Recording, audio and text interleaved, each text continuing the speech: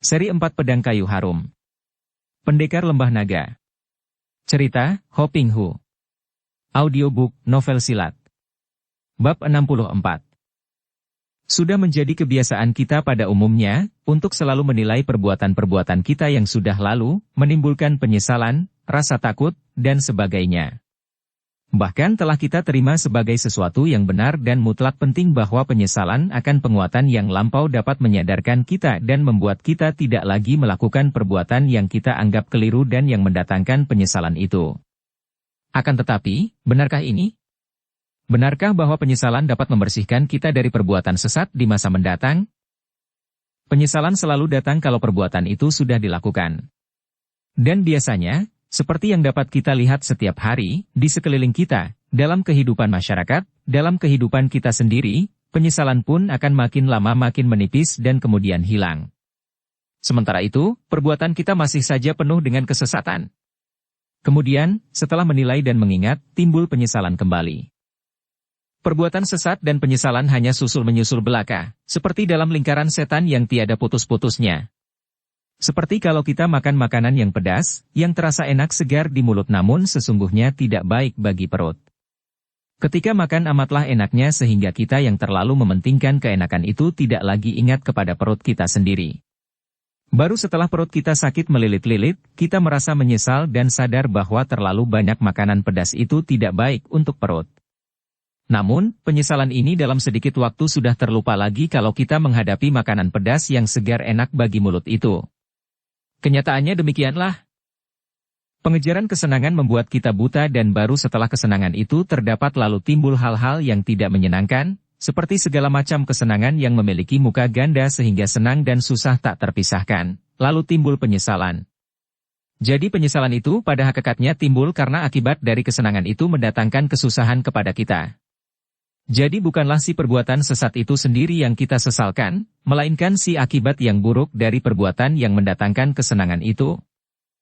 Semua ini akan nampak jelas sekali kalau kita waspada terhadap segala gerak-gerik lahir batin kita sendiri, kalau kita waspada terhadap segala sesuatu yang bergerak dalam pikiran kita. Kewaspadaan inilah kesadaran dan kesadaran inilah pengertian, dan pengertian melahirkan perbuatan yang spontan, perbuatan yang tidak lagi dikendalikan oleh pertimbangan dan penilaian pikiran. Karena perbuatan yang dikendalikan oleh pikiran, oleh si aku, sudah pasti perbuatan itu berdasarkan untung rugi bagi si aku, dan perbuatan seperti ini sudah pasti menimbulkan konflik yang kemudian berakhir dengan kedukaan, termasuk penyesalan yang tiada gunanya itu. Kewaspadaan setiap saat terhadap diri sendirilah yang akan melenyapkan perbuatan-perbuatan sesat yang hanya terjadi dan hanya dilakukan dalam keadaan tidak sadar. Bukan penyesalan yang melenyapkan kesesatan-kesesatan itu. Yang amat penting untuk kita sadari adalah bahwa kewaspadaan setiap saat terhadap diri sendiri lahir batin ini haruslah tidak dikendalikan oleh si aku. Jadi yang ada hanyalah pengamatan saja, kewaspadaan saja, kesadaran akan diri sendiri tanpa ada aku yang mengamati, tanpa ada aku yang waspada dan sadar. Karena kalau ada si aku yang mengatur dan mengendalikan semua kewaspadaan dalam pengamatan itu, maka itu hanya permainan pikiran atau si aku yang tentu mengandung pamrih dalam pengamatan itu, pamrih untuk sesuatu, untuk mencapai sesuatu, entah yang sesuatu itu dinamai kesenangan, kedamaian, kesucian dan sebagainya. Dan semua tindakan dari pikiran atau si aku yang selalu mengejar kesenangan pastilah menimbulkan konflik dan kesengsaraan. Yap Mei Lan dan suaminya, Shou Kui Beng, sedang duduk di ruangan depan rumah mereka. Setelah Lie Seng bekerja di tempat pemuatan barang-barang hasil bumi, yaitu di pelabuhan, maka banyaklah waktu bagi Kui Beng untuk menemani istrinya di rumah. Sudah 2 bulan lebih Lie Seng bekerja di situ dan suami istri ini merasa senang dapat menolong Lie Seng yang nampak hidup cukup bahagia dengan Sun Eng, sedangkan bantuan Lie Seng itu ternyata juga membuat pekerjaan Kui Beng menjadi ringan.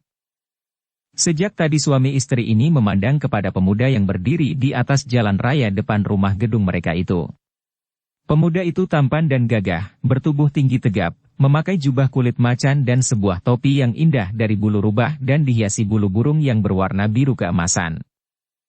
Waspadalah, orang itu mencurigakan sikapnya, bisik Yap Mei Lan kepada suaminya, namun pendekar wanita ini nampak tenang saja. Pura-pura tidak melihat kepada pemuda itu akan tetapi biarpun tidak melihat langsung dari sudut matanya, dia selalu mengawasi gerak-geriknya. Pemuda itu agaknya bimbang, akan tetapi kemudian dia melangkah memasuki pekarangan yang luas dan ditumbuhi banyak pohon sehingga kelihatan teduh itu, dengan langkah tenang dan lebar menghampiri ruangan depan di mana suami istri itu sedang duduk. Melihat betapa pemuda yang dicurigai istrinya itu memasuki halaman rumah mereka, Zhou Kuibeng lalu bangkit dari tempat duduknya melangkah keluar untuk menyambut. Pemuda ini mungkin seorang tamu, pikirnya. Zhou Kuibeng adalah seorang saudagar yang memiliki hubungan luas sekali, bahkan dengan luar negeri, maka tidaklah mengherankan andai kata pemuda asing yang pakaiannya aneh dan menyolok itu mengunjunginya. Dia tidaklah curiga seperti istrinya dan menyambut kedatangan tamu itu dengan senyum lebar di wajahnya yang tampan. Selamat datang di tempat kami, saudara. Tidak tahu siapakah saudara, datang dari mana dan hendak mencari siapa, tegur Zhou Kuibeng dengan sikap ramah. Pemuda jangkung tegap itu sejenak memandang kepada Kuibeng dengan sinar mata tertarik dan kagum akan ketampanan pria peranakan Portugis ini, kemudian dia menoleh ke arah Meilan yang juga sudah bangkit dari kursinya dan menuruni undak-undakan di depan rumahnya. Ada sesuatu dalam sinar mata pemuda ganteng itu yang membuat kedua pipi pendekar wanita ini menjadi kemerahan. Sepasang mata yang mencorong itu mengandung kegairahan yang kurang ajar, pikirnya. Kalau hanya mata pria yang memandangnya dengan kagum saja, hal ini sudah biasa bagi Meilan, akan tetapi pandang mata ini aneh sekali, seolah-olah sinar mata itu memiliki kekuasaan untuk menelanjanginya, seolah-olah sinar mata itu menggerayangi tubuhnya dan memandang tembus pakaian yang menutupi tubuhnya.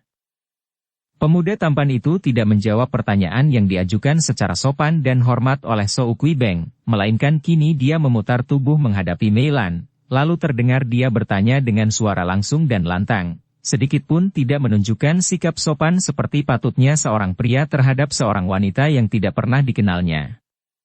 Apakah engkau yang bernama Yap Meilan? Tentu saja suami istri itu terkejut dan juga merasa tidak senang, terutama sekali Meilan yang mukanya menjadi semakin merah, kini bukan merah karena jengah atau malu, melainkan merah karena marah. Aku adalah Nyonya Zhou Kuibeng. Akan tetapi pemuda itu sudah menggerakkan tangannya dengan kesal. Aku tidak ada urusan dengan Zhou Kuibeng, melainkan dengan Yap Meilan. Engkau orangnya, bukan? Meilan semakin marah dan dia sudah hendak menerjang dan menghajar pria kurang ajar ini, akan tetapi Kuibeng sudah berdiri di dekatnya dan menyentuh lengannya, mencegah istrinya terburu nafsu, kemudian dia menghadapi pemuda itu. Kami tidak mengerti mengapa saudara yang tidak kami kenal bersikap seperti ini. Memang benar bahwa istriku bernama Yap Meilan. Lalu saudara mau apa dan siapakah engkau? Karena sikap orang itu, maka Kuibeng juga menanggalkan penghormatannya. Pemuda itu tertawa dan wajahnya memang tampan. Bagus. Yap Meilan, engkau putri dari Yap Kun Liong, bukan? Nah, aku datang untuk menangkapmu. Ayahmu dan bibimu adalah pemberontak-pemberontak buronan, maka engkau harus menjadi tawananku. Makin kaget kedua orang suami istri itu. Siapakah engkau manusia sombong? Yap Meilan bertanya dengan sinar mata tajam penuh selidik. Hahaha, ingin mengenalku? Aku adalah Pangeran Cheng Han Hou dan sebaiknya engkau menyerah saja baik-baik. Engkau akan kutawan lebih dulu sebagai sandera dan baru setelah keluarga Qin Ling Pai, para pemberontak buronan itu menyerah, engkau akan kubebaskan lagi. Dapat dibayangkan betapa kagetnya rasa hati Yap Meilan dan Zhou Kuibeng. Akan tetapi kekagetan Meilan ini disertai rasa marah yang makin hebat. Dia sudah mendengar tentang pangeran ini, yang kabarnya adalah adik seperguruan dari Kim Hong Liu Nio yang memusuhi keluarga Qin Ling Pai. Siapa sudi menyerah? Pertama, aku tidak bersalah apapun terhadap pemerintah. Kedua, aku tidak tahu apakah engkau ini benar seorang pangeran ataukah hanya pengacau saja karena engkau tidak membawa surat perintah atau kuasa atau pasukan. Ketiga, andai kata benar engkau pangeran, aku pun tidak akan sudi menyerah karena aku tahu benar bahwa ayahku dan semua keluarga Qin Ling Pai bukanlah pemberontak. Hahaha, apakah engkau menghendaki aku menggunakan kekerasan? Aku sebenarnya tidak suka menggunakan kekerasan terhadap seorang wanita, apalagi terhadap wanita secantik engkau. Keparat sombong, tutup mulutmu yang kotor. Yap Meilan sudah membentak dan dia pun sudah menerjang dengan pukulan tangan kiri dari kepalan tangannya yang kecil namun yang mendatangkan angin pukulan dahsyat itu. Bagus. Aku girang sekali melawan orang-orang pandai dari Qin Ling Pai. Hayo keluarkan semua kepandaianmu, kata Han Hou yang memang gembira melihat betapa pukulan wanita ini hebat sekali, hal yang memang sudah disangkanya mengingat bahwa wanita cantik ini bukan orang sembarangan, melainkan putri kandung dari pendekar sakti Yap Kun Leong. Cepat dia mengelak, akan tetapi sebelum dia sempat membalas Mei Lan sudah menyerangnya bertubi-tubi, tubuhnya yang langsing itu bergerak amat cepatnya, kadang-kadang berputar seperti gasing. Tahu-tahu telah menyerang dari arah-arah lain sehingga wanita itu seolah-olah telah mengubah dirinya menjadi banyak dan menyerang lawan dari semua jurusan. Bagus sekali. Han Hou menggerakkan kaki tangan, mengelak dan menangkis. Memang hebat dan indah serangan-serangan yang dilakukan oleh Yap Mei Lan. Dia telah mempergunakan ilmu silat Pat Hong Sin Kun, ilmu silat 8 penjuru angin, yang diwarisinya dari mendiang Bun Huat Tosu, dan dia mengisi kedua lengannya itu dengan tenaga sakti Tian Te Sin Chiang yang diwarisinya dari mendiang Kok Beng lama. Tentu saja serangan-serangannya itu amat hebatnya, juga dibandingkan dengan Lye Seng, Mei Lan memiliki kelebihan. Lye Seng hanya mewarisi ilmu-ilmu dari Kok Beng lama saja, sebaliknya Mei Lan memiliki dua sumber dari ilmu-ilmunya, yaitu Kok Beng lama dan Bun Huat Tosu. Dan di samping itu, melihat bakatnya yang hebat, dia pun mewarisi Kai Kang yang amat hebat dari Kok Beng lama yang sengaja menurunkan ilmu ini kepada Mei Lan. Di lain pihak, Yap Mei Lan amat terkejut ketika melihat betapa semua serangannya dapat dielakkan atau ditangkis oleh pangeran itu. Lebih terkejut lagi dia ketika mereka beradu lengan, dia merasa tubuhnya tergetar hebat, tanda bahwa pangeran ini memiliki tenaga yang amat kuat. Han Hou juga mengerti bahwa boleh dibilang semua anggota keluarga Qin Ling Pai, atau golongan mereka, memiliki ilmu silat yang amat tinggi, maka biarpun kini yang dihadapinya hanya seorang wanita cantik yang kelihatan lemah lembut, dia sama sekali tidak berani memandang ringan. Maka dia pun bersilat dengan cepat sambil mengerahkan tenaganya. Dalam keadaan seperti itu, setiap bertemu dengan lawan pandai, kumatlah penyakit Han Hou. Dia ingin sekali menguras dan mengenal ilmu-ilmu lawan. Maka dalam menghadapi Mei Lan dia pun lebih banyak bertahan daripada menyerang, karena dia ingin sekali melihat lawannya ini mengeluarkan seluruh kepandaiannya, baru dia akan merobohkannya dan menawan wanita ini sebagai sandera. Dukung channel Novel Silat dengan subscribe, follow, like, komen dan share. Melihat betapa istrinya agaknya belum juga mampu mengalahkan pangeran itu, So Kui Beng menjadi tidak sabar. Dia mengerti bahwa tingkat kepandaiannya masih jauh kalau dibandingkan dengan tingkat istrinya atau pangeran itu, akan tetapi sebagai seorang suami, tidak mungkin dia mendiamkannya saja melihat istrinya berkelahi dengan orang lain. Maka dia lalu mengeluarkan suara bentakan nyaring dan turunlah dia ke dalam gelanggang perkelahian itu. Begitu menerjang maju, dia mainkan ilmu silat yang diperoleh dari ibunya, yaitu Jit Goat Sin Chiang Hoat dan menggunakan tenaga Im Yang Sin Kang. Dia menyerang dengan pukulan-pukulan keras dan kadang-kadang menyelingi dengan totokan-totokan yang disebut Itchisan, yaitu totokan satu jari yang ampuh dan yang merupakan ilmu andalan dari ibunya. Bagus. Pangeran Cheng Han Hou menjadi semakin gembira. Dia melihat bahwa pria tampan ini tidak begitu hebat gerakan maupun tenaganya, namun memiliki ilmu silat yang aneh dan juga indah kuat. Mulailah dia dikeroyok dua dan Han Hou memang telah memperoleh tingkat yang amat tinggi sehingga pengeroyokan dua orang suami istri itu sama sekali tidak membuat dia terdesak. Bahkan kini mulailah dia mengeluarkan jurus-jurus serangan balasan yang membuat Mei Lan dan terutama Kui Beng terdesak dan seringkali terpaksa meloncat jauh ke belakang karena memang hantaman pangeran itu berbahaya dan kuat bukan main. Beberapa kali Mei Lan menyuruh suaminya mundur, akan tetapi Kui Beng sama sekali tidak mau. Hal ini amat mengkhawatirkan hati Mei Lan. Dia tahu bahwa pangeran ini memang lihai bukan main dan dia mengerti sampai di mana tingkat kepandaian suaminya maka tentu saja melawan pangeran itu amat berbahaya bagi suaminya. Tiba-tiba dia lalu mengerahkan Kai Kangnya dan mengeluarkan suara teriakan melengking nyaring yang menggetarkan keadaan sekelilingnya. Kui Beng sendiri sampai terhuyung dan meloncat ke belakang tergetar oleh suara istrinya itu. Han Hou terkejut dan sejenak dia termangu, dan saat itu dipergunakan oleh Mei Lan untuk menerjangnya dengan tamparan-tamparan Tian Te Sin Chiang. Plak-plak-plak. Han Hou terhuyung dan biarpun dia berhasil menangkis, namun serangan itu amat hebatnya, membuat dia lengah dan terdesak, terutama lengah karena lengking yang hebat tadi.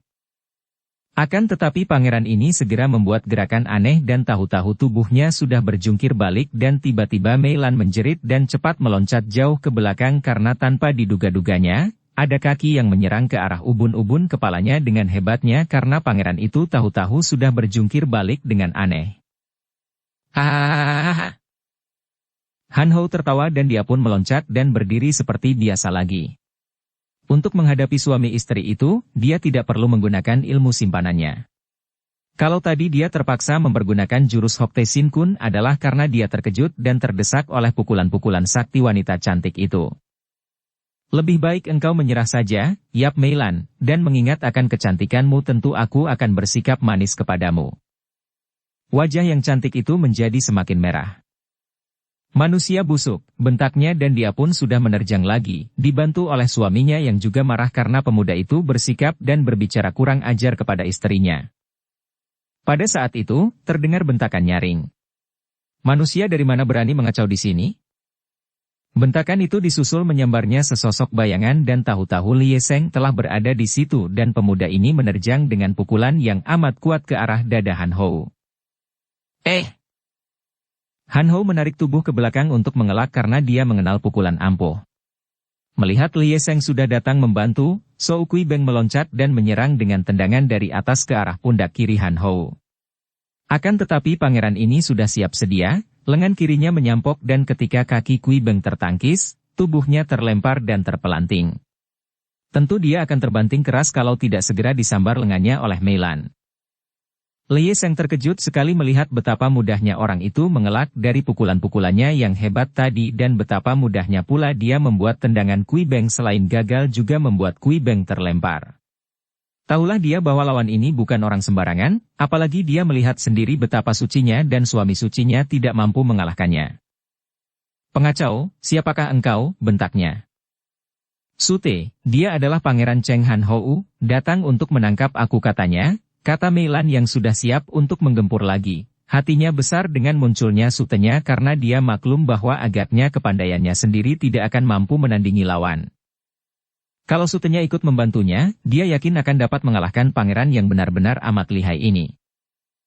Lie Seng terkejut dan alisnya yang tebal berkerut. Sejenak dia memandang pangeran itu penuh perhatian. Adiknya, Lie Qiaoxi pernah menyebut-nyebut pangeran ini, bahkan menurut adiknya, pangeran ini amat baik, memberi adiknya sebuah cincin yang sudah terbukti pula kekuasaannya karena cincin itu mampu mengundurkan pasukan pemerintah. Benarkah engkau Pangeran Cheng Han Hou? Tanyanya meragu. Benar, dan siapakah engkau? Kepandaianmu boleh juga. Akan tetapi Lie Seng tidak ingin memperkenalkan diri atau berkenalan, sebaliknya dia malah menegur. Kalau begitu, mengapa engkau hendak menangkap suciku ini? Apa salahnya? Hahaha. Agaknya orang-orang Qin Ling Pai dan golongannya masih juga belum mau menginsafi dosa-dosanya. Yap Meilan ini adalah putri dari Yap Kun Liong, pemberontak buruan. Aku hendak menangkapnya untuk sandera, agar para pemberontak itu suka menyerah. Mana aturan demikian? Kalau memang hendak menangkap, mana surat kuasa atau surat perintah untuk menangkapnya? Keluarga Qin Ling Pai baru dituduh saja pemberontak, yang hanya merupakan fitnah belaka. Andai kata benar mereka melakukan hal-hal yang dianggap memberontak, apa hubungannya hal itu dengan suci? Kalau hendak menangkap, harus ada surat kuasa atau surat perintah dan alasan-alasannya yang kuat mengapa dia hendak ditangkap. Melihat sikap yang tenang dan tegas dari pria muda yang gagah ini, Pangeran Cheng Han Hou merasa kagum dan meragu. Siapakah engkau yang berani bicara seperti ini terhadap Pangeran Cheng Han Hou? Aku orang biasa, yang menjunjung keadilan dan kebenaran. Aku Lie Seng, dan menurut penuturan adikku Qiaoxi, yang namanya Pangeran Cheng Han Hou itu seorang yang baik dan gagah. Akan tetapi kalau benar engkau pangeran itu dan kini engkau bersikap seperti ini, hendak menangkap orang secara membabi buta, sungguh aku kecewa atas penuturan adikku itu. Han Hou terkejut. Kiranya pria yang gagah ini kakak kandung dari Qiaoxi? Sejenak dia termangu dan meragu. Dia merasa tidak enak kalau harus memperlihatkan kekerasan di depan kakak kandung Qiaoxi, darah yang tak pernah dapat dilupakannya itu. Dia menarik napas panjang lalu berkata, semua perbuatanku ini adalah tugasku sebagai pangeran, demi baktiku kepada negara. Akan tetapi kalau kalian menghendaki surat kuasa, tunggulah. Aku akan datang lagi membawa surat kuasa dan setelah demikian, kuharap kalian tidak akan membangkang lagi karena aku pun tidak ingin menggunakan kekerasan. Setelah berkata demikian, dia menjura dan membalikkan tubuhnya lalu melangkah pergi meninggalkan halaman rumah itu. Para tetangga yang berkerumun di depan, melihat perkelahian itu pun lalu bubar karena mereka tidak berani mencampuri. Mari kita bicara di dalam, kata Shou Kuibeng kepada istrinya dan Lye Seng. Suaranya mengandung kesungguhan dan diliputi kegelisahan. Setelah tiba di ruangan dalam, mereka bertiga lalu berunding dengan wajah serius dan suara penuh kesungguhan. Pangeran itu benar-benar memiliki kepandaian yang amat lihai, Sute. Aku sendiri, terus terang saja, akan sukar untuk dapat mengalahkannya. Ucapan yang sejujurnya dari Suci ini membuat Lye Seng terkejut sekali. Sucinya itu memiliki ilmu kepandaian yang tinggi, bahkan masih lebih tinggi daripada tingkat kepandaiannya sendiri, dan kini Sucinya mengatakan bahwa dia tidak mampu mengalahkan pangeran ini. Bagaimanapun juga, kita akan melawannya, Suci.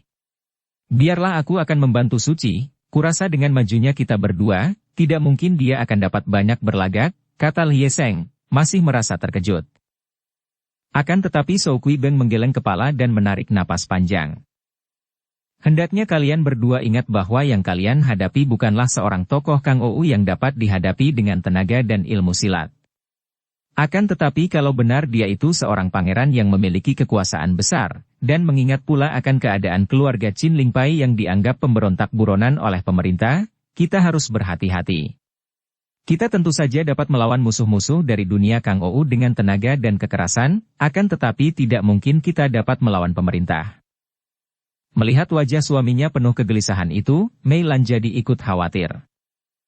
Jadi, bagaimana sekarang baiknya? Tanyanya sambil memandang kepada suaminya, maklum bahwa suaminya yang amat mencintanya itu mengkhawatirkan keselamatan dirinya, bukan keselamatan diri sendiri. Selagi tiga orang itu saling pandang dengan wajah khawatir, tiba-tiba masuk seorang wanita setengah berlari-lari, mukanya pucat dan napasnya terengah. Wanita itu ternyata adalah Sun Eng, dan melihat Lye Seng berada di situ bersama Sucinya dan suami Sucinya, Sun Eng mengeluh panjang dengan penuh kelapangan dada. Ah, syukurlah kalian tidak apa-apa, katanya terengah. Aku mendengar laporan bahwa kalian berkelahi, maka aku segera lari ke sini. Lye Seng sudah merangkul kekasihnya dan membawanya duduk menghadapi meja. Tenanglah, Eng Moi. Kami tidak apa-apa, dan memang ada urusan yang amat penting dan mengkhawatirkan. Kau dengarlah. Lalu dengan singkat dia menceritakan tentang munculnya Pangeran Cheng Han Hou yang hendak menangkap Yap Mei Lan sebagai putri pemberontak. Tentu saja Sun Eng menjadi ikut gelisah sekali, dan dia yang pemberani dan berhati keras itu segera berkata, "Kenapa kita tidak cari saja pangeran busuk itu dan membunuhnya?" "Ah, tidak mungkin kita lakukan itu, Eng Moi. Engkau pun tahu betapa keluarga Qin Lingpai difitnah. Dituduh pemberontak. Kalau kita sampai membunuh seorang pangeran tentu dosa itu akan semakin dibesar-besarkan. Selain itu, pangeran itu amat lihai, bahkan Suci dan aku sendiri tidak dapat menandinginya." Oh. Sun Eng memandang pucat dan hampir tidak percaya bahwa ada pangeran yang memiliki kepandaian setinggi itu. "Habis, bagaimana baiknya?" "Itulah yang sedang kami bertiga rundingkan ketika engkau tiba tadi," jawab Lye Seng. Kembali suasana menjadi hening, sunyi yang mencekam perasaan karena mereka merasa tegang dan khawatir. Melawan tidak boleh, jadi, apakah kita harus melarikan diri? Akhirnya Yap Mei Lan berkata, hatinya penuh dengan rasa penasaran. Agaknya itulah satu-satunya jalan, kalau kita sudah dimusuhi pula oleh pemerintah, tidak ada jalan lain, kata suaminya. Tapi, engkau sudah begitu royal dengan hadiah-hadiahmu kepada boleh dibilang semua pejabat dari yang rendah sampai yang tinggi di Yantai ini. Hadiah yang kau berikan kepada mereka bahkan lebih besar daripada gaji yang mereka terima, istrinya mencela. Shou Kuibeng menarik napas panjang. Istriku, memang hubungan kita dengan para pejabat di Yantai ini sudah amat baik, dari mereka itu kita percaya akan memperoleh perlakuan baik. Akan tetapi, pangeran itu dari kota raja. Tentu kekuasaannya jauh lebih besar dan para pejabat di sini tentu tidak dapat menentangnya. Betapapun juga, aku akan menghubungi mereka dan... Shou Kuibeng menghentikan kata-katanya karena pada saat itu muncullah seorang pelayannya yang memberitahukan bahwa ada seorang tamu utusan Ciong Tai Jin mohon bertemu dengan tuan rumah. Empat orang itu saling pandang dan Kui Beng lalu minta kepada pelayannya agar tamu itu langsung diantar masuk ke dalam ruangan itu. Tak lama kemudian, seorang laki-laki tua yang berpakaian biasa memasuki ruangan itu dan cepat dia memberi hormat kepada Shou Kui Beng dan yang lain-lain. Kui Beng mengenal orang ini sebagai seorang kepercayaan Ciong Taijin, yaitu kepala daerah Yantai. Saya tidak dapat bicara banyak dan lama, kata orang itu setelah dipersilakan duduk. Saya diutus oleh Taijin untuk menyampaikan kepada Shou Wangwei, hartawan Shou, bahwa ada bahaya besar mengancam keluarga Wangwei. Taijin hanya mengatakan bahwa Pangeran Cheng Han Hou yang merupakan seorang pemegang kekuasaan dari Kaisar sendiri, telah memerintahkan kepada penjaga keamanan kota untuk mengerahkan pasukan dan untuk mengawalnya menangkap keluarga Wangwei. Taijin tak dapat menolong, dan tidak berani berbuat apa-apa selain mengutus saya untuk memberitahu, dan Taijin menganjurkan agar Wangwei sekeluarga cepat-cepat pergi dari kota ini, kalau mungkin menyeberang lautan. Shou Kui Beng yang sudah menduga akan hal itu mengucapkan terima kasih dan orang itu pun cepat-cepat pergi melalui pintu belakang. Nah, tidak urung begini jadinya, kata Shou Kui Beng. Itulah jalan satu-satunya. Istriku, cepatlah berkemas. Kita membawa barang-barang berharga saja dan terpaksa yang lain-lain kita tinggalkan kepada orang-orang kita. Sebelum keadaan menjadi dingin, biarlah kita lari menyeberang ke selatan. Yap Mei Lan nampak gelisah. Ah, lalu bagaimana dengan engkau, Sute? Suci, Cihu benar. Kalian harus melarikan diri. Tidak mungkin melawan pemerintah. Kalian memiliki perahu-perahu besar dan membawa bekal kekayaan, pula, Cihu mempunyai banyak teman di luar negeri. Takut apa? Tentang aku. Mari kalian ikut saja bersama kami, kata Shou Kui Beng. Lhie Seng menggeleng kepala. Terima kasih, Cihu. Kalian sudah melimpahkan banyak kebaikan kepada kami. Dan memang agaknya kami belum boleh hidup tenang. Kalian berangkatlah, dan kami berdua akan mengambil jalan sendiri. Mari ku bantu kalian berkemas, dan kau, Eng Moi, kau pulanglah dan berkemaslah sehingga kalau aku sudah selesai membantu Suci sampai mereka berangkat, engkau sudah siap dan kita pun akan segera pergi hari ini juga.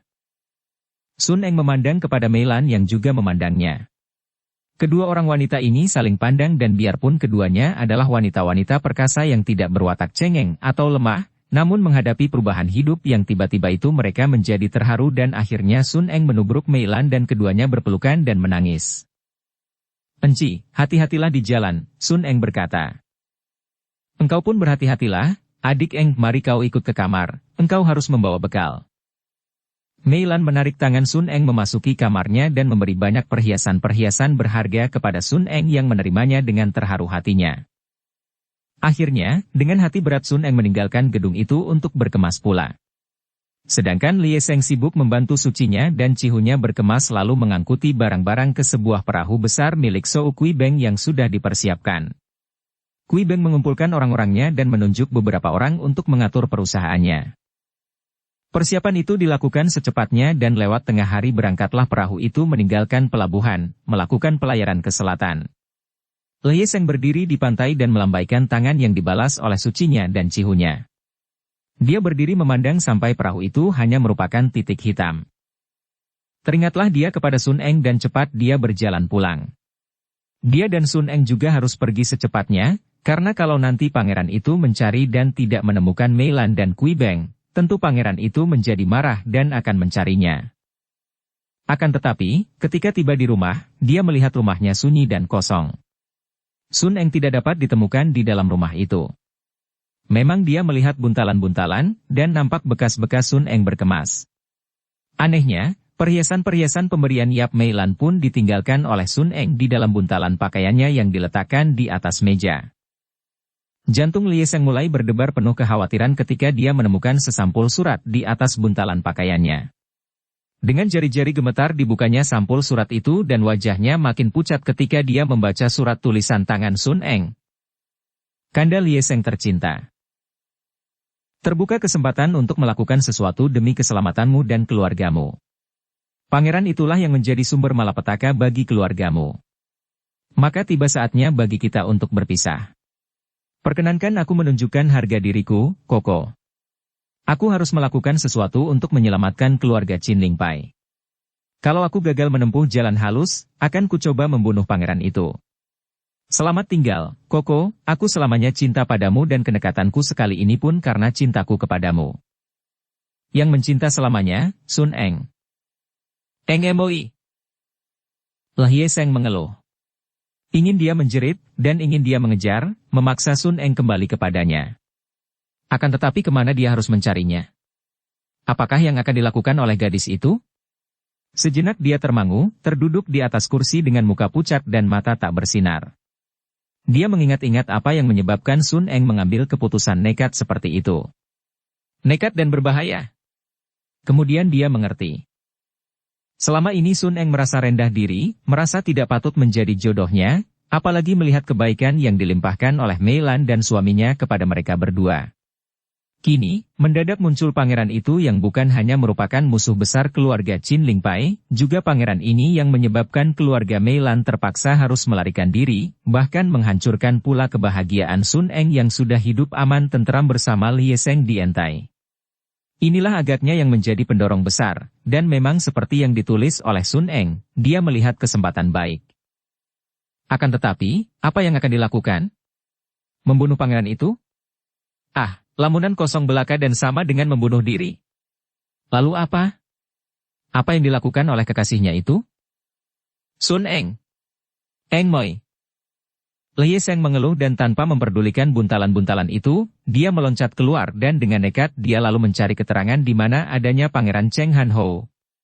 Dia harus mencari kekasihnya, harus mencegah kekasihnya berlaku nekat. Kalau perlu, dia akan melindungi Sun Eng dengan taruhan nyawanya. Tentu kekasihnya itu akan pergi ke kota raja untuk berusaha menghapus fitnah atas nama keluarga Qin Lingpai itu. Bahkan dalam surat itu, Sun Eng mengatakan bahwa kalau usahanya gagal, dia akan mencoba untuk membunuh Pangeran Cheng Han Ho. Kemana lagi perginya kekasihnya itu kalau tidak ke kota raja? Akan tetapi, Lhie Seng yang kini melakukan perjalanan cepat ke kota raja itu tidak tahu bahwa sesungguhnya Sun Eng masih berada di Entai. Wanita ini setelah mengadakan pembicaraan dengan kekasihnya, Mei Lan dan Kui Beng, ketika pulang ke rumahnya dan berkemas, tak pernah dapat membendung mengalirnya air matanya.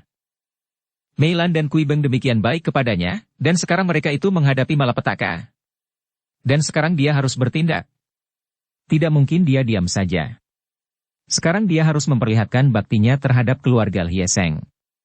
Dia harus melakukan sesuatu untuk mengangkat namanya sendiri, harus melakukan perbuatan yang akan menariknya keluar pecomberan yang pernah diciptakannya dengan penyelewengan-penyelewengannya sehingga ibu kekasihnya tidak sudi menerimanya sebagai mantu. Dia akan memperlihatkan kepada mereka bahwa biarpun dia pernah menyeleweng, namun dia masih memiliki kegagahan, masih memiliki harga diri yang ditimbulkan oleh perbuatannya yang membela Qin Lingpai dan kalau perlu dia akan berkorban nyawa. Tentu saja hatinya seperti disayat-sayat rasanya kalau dia teringat kepada Lhie Seng, pria yang dicintanya dan amat mencintanya. Dia akan jauh dari pria itu, dia akan menderita rindu, dia akan merasa kehilangan cumbu rayu dan selangit kemesraan yang dinikmatinya bersama Lhie Seng. Akan tetapi, dia mengeraskan hatinya, dia harus melakukan ini selagi terdapat kesempatan, karena kalau tidak, segala kemesraan dengan Lhie Seng itu selalu akan tidak lengkap, selalu akan ternoda oleh rasa rendah diri. Demikianlah, dia mempersiapkan segala sesuatu untuk pria yang dicintanya, bahkan pemberian perhiasan dari Mei Lan ditinggalkan untuk kekasihnya. Dia sama sekali tidak pernah menyangka bahwa kepergiannya demikian menghancurkan hati Lhie Seng sehingga pria ini pun sampai tidak memperdulikan lagi semua benda itu, bahkan pergi tanpa membawa apapun. Sun Eng yang merupakan penduduk baru di Entai, dengan mudah dapat melakukan penyelidikan dan terus membayangi Pangeran Cheng Han Ho, tanpa dicurigai orang karena dia memang belum mempunyai banyak kenalan. Dia melihat betapa pangeran itu membawa pasukan setempat menyerbu rumah Shou Kui Beng, akan tetapi tentu saja suami istri itu telah lama meninggalkan rumah, bahkan telah lama meninggalkan pelabuhan. Para pegawai mereka yang diperiksa menyatakan dengan terus terang bahwa majikan mereka bersama nyonya majikan berlayar ke selatan. Pangeran Cheng Han Ho menjadi kecewa dan marah. Akan tetapi karena dia tidak membutuhkan para pengawal itu, dia hanya memesan kepada Ciong Taijin agar terus mengawasi dan kalau sewaktu-waktu suami istri itu pulang, harus segera ditangkap dan dibawa ke kota raja. Kemudian, atas petunjuk para pegawai, dia membawa pasukan menyerbu rumah Hyeseng di mana dia pun mendapatkan rumah kosong belaka karena Hyeseng dan kekasihnya juga sudah kabur entah kemana. Sun Eng menyaksikan semua ini dari tempat persembunyiannya dan dia terus mengikuti perjalanan pangeran itu. Han Ho tidak lama tinggal di Entai. Pada keesokan harinya, dia menunggang kereta yang disediakan oleh Cheong Taijin, menuju ke utara karena dia hendak kembali ke kota raja. Akan tetapi 2 hari kemudian, ketika kereta itu melewati sebuah hutan, dia melihat sesosok tubuh wanita menggeletak di tengah jalan liar itu. Kusir kereta tentu saja menghentikan keretanya dan ketika Han Ho membuka tirai memandang, dia melihat tubuh wanita itu dan dia merasa tertarik sekali, apalagi melihat betapa pakaian wanita itu robek-robek sehingga nampaklah kulit paha yang putih mulus. Hal seperti ini tentu saja amat menarik mata pangeran itu dan dia sudah meloncat turun, kemudian dengan beberapa lompatan saja dia sudah tiba di dekat wanita itu menelungkup dalam keadaan lemas, masih hidup akan tetapi keadaannya memelas sekali, selain pakaiannya robek-robek, juga lengan dan kakinya lecet-lecet dan sepatunya juga bolong-bolong, rambutnya awut-awutan. Han Ho membalikkan tubuh itu dengan memegang pundaknya. Ketika tubuh itu membalik, dia terbelalak. Wanita ini masih amat muda dan cantik manis, bukan main.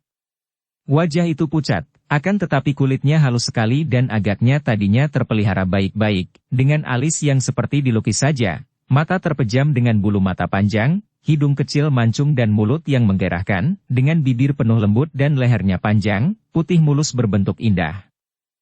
Usia wanita ini tidak akan lebih dari 20 tahun, dan di balik pakaian yang robek-robek itu, bahkan di bagian dada juga robek, membayanglah buah dada yang padat dan lekuk lengkung tubuh yang penuh berisi, tubuh seorang wanita muda yang mulai masak. Cepat Han Ho meraba nadi pergelangan tangan wanita itu. Lemah sekali. Dari pengetahuannya yang cukup tentang keadaan tubuh manusia, dia mengerti bahwa wanita ini tidak terluka, hanya amat lelah dan mungkin sekali kelaparan. Wanita itu pun tidak pingsan, melainkan setengah sadar karena dia menggerakkan mata dan mulut. Mata itu terbuka perlahan dan untuk kedua kalinya Han Ho terpesona. Mata itu pun amat indahnya, bening dan penuh perasaan, hanya terselimut duka yang mendalam. Bibir yang kemerahan dan lunak itu berbisik-bisik. Biarkan aku mati, biarkan aku mati. Engkau masih muda dan cantik, kenapa ingin mati, Nona? Wanita muda itu menangis sesenggukan. Lebih baik mati daripada hidup merana, aku akan tersiksa. Jangan takut. Setelah aku berada di sampingmu, biar Raja Setan Neraka sekalipun takkan berani mengganggumu. Aku akan melindungimu. Mari engkau ikut bersamaku, Nona. Wanita itu bangkit duduk dengan lemah, matanya yang seperti hendak terpejam saja, seperti mata orang mengantuk karena lemahnya itu, memandang wajah pria yang tampan itu. Kau, siapakah? Wajah tampan itu tersenyum penuh gaya. Aku adalah Pangeran Cheng Han Ho. Aduh. Ampunkan hamba. Wanita itu cepat berlutut dan memberi hormat, akan tetapi karena badannya lemah dia terguling dan tentu sudah roboh lagi kalau tidak cepat dirangkul Han Ho. Siapa namamu? Hamba Shisun bernama Eng. Han Ho yang merangkul wanita itu mendekatkan mukanya dan mencium bau sedap, membuat hatinya makin berdebar penuh gairah. Maukah engkau ikut bersamaku, menikmati hidup dan terlepas dari penderitaanmu? Dia berbisik dekat telinga wanita itu, hidungnya menyentuh pipi dengan lembut. Hamba mau, akan tetapi suami hamba. Sepasang alis pangeran itu berkerut, akan tetapi hatinya sudah terlampau tertarik oleh kecantikan dan kelembutan yang sudah terasa oleh kedua tangannya yang merangkul dan sudah tercium oleh hidungnya. Suamimu? Hamba melarikan diri dari suami hamba, kalau dia tahu, hamba tentu akan dibunuhnya. Lega rasa hati Han Ho dan dia tersenyum. Engkau lari darinya. Mengapa engkau lari dari suamimu? Hamba dipaksa menikah dengan suami yang tua bangka itu, biarpun dia kaya raya, hamba tidak suka, dan setelah 3 bulan menjadi istrinya, hamba tidak dapat menahan lagi dan hamba lalu melarikan diri. Sampai 3 hari 3 malam hamba lari, hamba tidak makan dan semakin girang hati Han Ho. Diciumnya mata kanan yang bening itu dengan ujung hidungnya. Sun Eng memejamkan matanya dan membuat suara dengan napasnya seperti tersentak kaget. Sikap seorang wanita yang tidak biasa bermain gila dengan pria lain. Pangeran. Jangan. Tentu saja sikap ini amat menyenangkan bagi Han Hou dan dia tersenyum. Kalau begitu jangan khawatir, mari kau ikut bersamaku dan hidup senang di kota raja. Tentang suamimu tua bangka itu, kalau dia berani muncul, akan kujebloskan ke dalam penjara. Tanpa menanti jawaban lagi, dia lalu memondong tubuh Sun Eng dan dibawanya ke dalam kereta. Tirai kereta ditutup dan dengan suara lantang gembira Han Hou memerintahkan kusir untuk membalapkan kereta itu menuju ke kota raja. Dapat dibayangkan betapa senangnya hati Han Hou menemukan seorang wanita secantik manis Sun Eng. Selama dalam perjalanan itu dia membelai dan membujuk rayu sehingga wanita itu tidak berani banyak berkutik atau bersuara karena merasa malu sekali terhadap kusir yang duduk di depan. Dia terpaksa diam saja ketika dipeluk, diciumi dan digerayangi oleh pangeran itu. Sun Eng hanya memejamkan matanya, bahkan dicobanya untuk membayangkan bahwa yang diciuminya itu adalah Lie Seng, pria yang amat dicintanya. Hatinya perih bukan main bahwa dia terpaksa harus melakukan hal ini, terpaksa harus menyerahkan diri kepada seorang pria lain, betapapun tampan, gagah dan tingginya kedudukan pria yang memangkunya ini. Dia melakukan akal ini dengan perasaan hancur. Inilah satu-satunya jalan, pikirnya. Satu-satunya jalan untuk mengorbankan diri demi kebaikan keluarga Lie Seng. Pertama, dia akan dapat berusaha menyelamatkan keluarga Qin Lingpai dengan menundukkan pangeran yang berkuasa ini. Kedua, dia dapat memutuskan hubungannya dengan Lie Seng karena dia insyaf bahwa sesungguhnya dia tidak patut menerima cinta yang demikian besarnya dari Lie Seng. Bersambung ke bab 65. Dukung kami dengan subscribe, follow, like, komen dan share. Terima kasih.